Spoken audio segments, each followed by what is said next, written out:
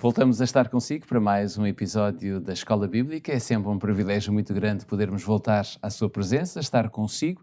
Durante 10 minutos nós abrimos a Palavra de Deus e procuramos encontrar nela o bálsamo para a nossa vida e, ao mesmo tempo, podermos compreender aquilo que Jesus quer que nós coloquemos em prática na nossa vida. Para que isto aconteça de forma clara e de alguma forma com fundamento, convidamos sempre o pastor Pedro Esteves a estar connosco e por isso mesmo ele está aqui novamente connosco. Pedro, obrigado. Qual é o sumário de hoje? Como é que vamos abrir a Escola Bíblica? Temos hoje um tema denso, com várias ideias, penso, interessantes. O nosso sumário mostra-nos que vamos analisar a argumentação de Paulo, na qual ele contraria os movimentos que estavam a existir na igreja, sobretudo entre os crentes judaicos, ou cristãos de origem judaica, e no fundo ele vai concluir que os crentes gentios eram também filhos de Abraão, mas de uma descendência sobrenatural, que vai ser associada a Isaac. Portanto, vamos ver como nós, simbolicamente, somos filhos de Isaac e, por isso, filhos de Abraão. Muito bem. Antes de irmos ponto por ponto a estas questões, eu gostava de o convidar a si a seguir a leitura que vamos fazer do livro aos Gálatas. É o livro de base que temos tido para estudar a Bíblia. No capítulo 4 vamos ler dois versículos, o versículo 28 e 29. Gálatas 4, versículos 28 e 29. Se não tiver a sua Bíblia à mão, pode nos acompanhar através da leitura que fazemos do nosso quadro, que diz: "Mas nós, irmãos, somos filhos da promessa, como Isaac. Mas como então aquele que era gerado segundo a carne perseguia o que era segundo o Espírito, assim também é agora."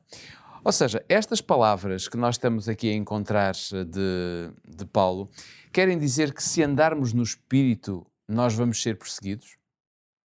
Bom, pelo menos é uma possibilidade, não é? Mas aqui a perseguição, ela não está a ser usada, embora esse também seja um tema bíblico, mas não está a ser usada num sentido literal, seguramente um sentido mais teológico. Porque a confrontação que Paulo está a trazer à reflexão desta igreja é entre aqueles que andam na carne, ou seja, que acham que segundo as obras da carne vão ser salvos, ou as obras da lei, e aqueles que andam no Espírito. Portanto, aqui o ser perseguido é no sentido de que os que compreendem a sua dependência de Cristo são como que subjugados pelos outros que acham que eles são obrigados a fazer isto ou aquilo.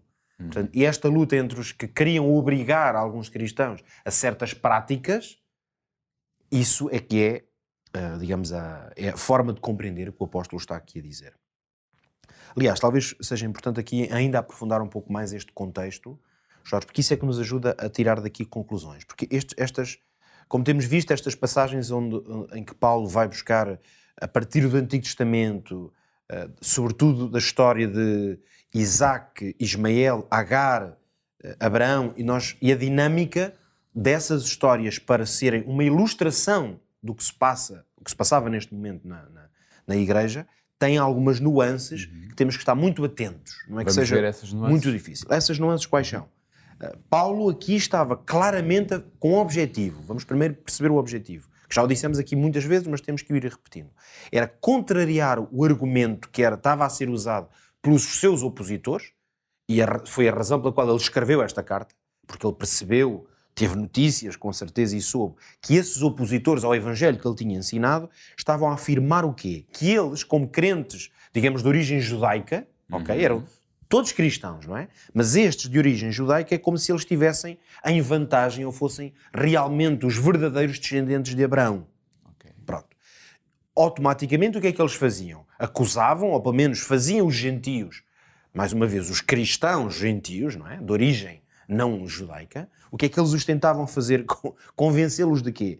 De que, no fundo, eles eram filhos ilegítimos, não é? Tinham esta desvantagem. Logo. E, portanto, para se tornarem verdadeiramente cristãos, mas ao mesmo tempo filhos de Abraão, porque, no fundo, esse contexto... Eles eram legítimos porque vinham de Ismael. Porque vinham, essa é a parte simbólica que Paulo vai usar, portanto... É como se eles fossem filhos de Ismael. Então, o que essa oposição à mensagem do Evangelho procurava transmitir, sobretudo, é o quê? Que eles tinham que circuncidar-se. É evidente que nós podemos até alargar, e muitas vezes quando falamos aqui sobre lei e estas implicações das obras da lei, nós tentamos sempre alargar um pouco a nossa reflexão, porque para que estas acusações, ou heresias, no fundo, à teologia cristã, não se apliquem a outras áreas da lei. Mas a verdade é que o apóstolo Paulo, de forma muito clara, fixa-se na ideia da circuncisão. Porquê? Porque era isso que alguns destes líderes, vamos chamar-lhe assim, na igreja aqui, estavam a tentar convencer os gentios, precisamente, de que eles tinham que submeter, no fundo, a essa lei da circuncisão.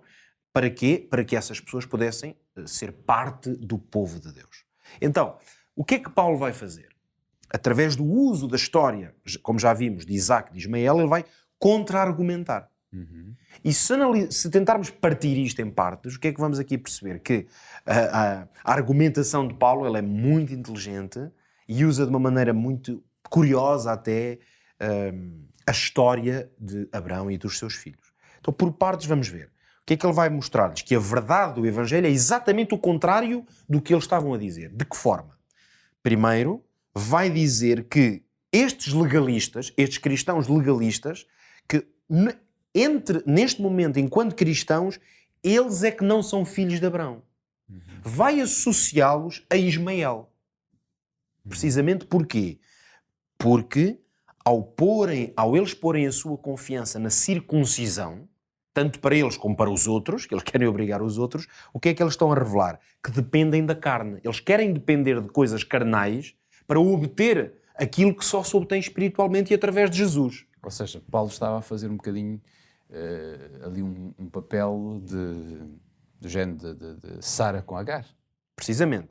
Então, o que Sara fez com Agar foi o quê? Foi fazer com que um filho pudesse ser obtido, mas através das obras, não através da confiança em Deus. Lá está a tensão entre justificação pela fé e justificação pelas obras.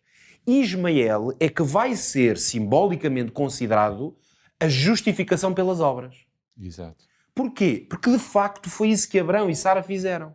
Uma vez que perderam a fé, e esta é que é a verdade, eles perderam a fé, naquele momento pelo menos, de que Deus ainda podia fazer cumprir a sua promessa, então eles tentaram, como nós já aqui vimos várias vezes, fazer essa promessa cumprir-se através do seu esforço. Isso é justificação pelas obras. Exato. Logo, se na igreja havia alguém que estava a tentar dizer que para ser um cristão verdadeiro era preciso essas obras da carne, como neste caso circuncidar-se, então essas pessoas estavam-se a colocar no papel ou no lugar de Ismael. Então, qual é a conclusão disto? Acaba por ser muito interessante e é quase surpreendente. Paulo vai dizer que os gentios, ou os cristãos de origem gentia, esses é que são verdadeiramente os filhos de Abraão. Porquê? Porque eles, por antes não fazerem parte dessa aliança, eles são Isaac porque eles são uma descendência sobrenatural. Foi uma dádiva de Deus, aquelas pessoas que cresceram e foram educadas como pagãs, que não conheciam a palavra de Deus, que não conheciam a lei de Deus, terem agora direito à salvação é uma ação sobrenatural. Ora, isto é o quê? Graça. Justificação pela fé. Ou seja, é uma ação que é originada em Deus. Então é muito interessante e importante compreender isto. Ser filho de Isaac, ou descendente de Abraão através de Isaac, é precisamente reconhecer a descendência sobrenatural. Porque Isaac também foi o quê? Descendência sobrenatural. Porque um homem com 100 anos já não podia ter um filho. E Isaac não foi apenas, ou não recebeu apenas a bênção de ser o filho prometido. Houve outras bênçãos que ele também recebeu. Naturalmente, ele recebeu a bênção de fazer parte, ser exatamente a correspondência ao projeto que Deus tinha estabelecido. Mas também recebeu a oposição. E ele recebeu a oposição do seu irmão, porque a certa altura a história conta-nos em Gênesis, no capítulo 21, que Ismael zombava de Isaac. Então Paulo vai usar com certeza essa história para ilustrar que aqueles que são filhos da promessa podem receber a perseguição daqueles que são filhos das obras. Ou seja, que os que acham que se justificam pelas obras perseguem os que creem apenas na graça e na justificação pela fé. Vamos pôr isto em prática? Isto, em prática, no fundo, podemos dizer que nós devemos assumir-nos como descendentes de Isaac. E devemos não procurar por isso criar oposição, mas ainda que a oposição seja criada contra nós, nós temos que assumir que estamos do lado da justificação pela fé. Só existem dois caminhos. Um deles é o caminho do bem, o outro é o caminho do mal. No fundo, aqui, aquilo que falámos foi exatamente isto. Deus tem um caminho muito específico e muito especial para cada um de nós. Resta a cada um de nós escolher a melhor parte. E por isso também você desse lado escolha a parte que diz respeito ao projeto divino e de certeza que será ricamente abençoado. Ficam aqui as despedidas desta equipa que trabalha diariamente para si através da Escola Bíblica. Já sabe, nós voltamos no próximo episódio. Até lá.